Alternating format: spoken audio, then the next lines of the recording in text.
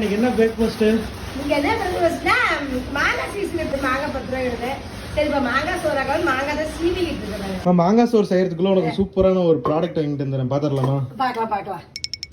எப்படிடா? நமக்கு வந்துட்டு விவசாயி அப்படிங்கிற ஒரு பிராண்ட்ல இருந்து நமக்கு வந்து ஆயில் வந்திருக்குமா? சூப்பர். இந்த விவசாயி என்னம்மா? சுத்தமான மரச்செக்குல ஆட்டினா என்ன? பரவாயில்ல, இதான் உடம்புக்கு ஆரோக்கியமானது.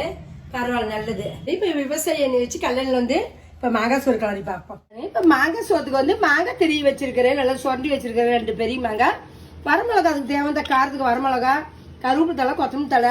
இப்ப எண்ணெய் ஊத்திக்கோ, செக்கு எண்ணெய் ஊத்திக்கோ.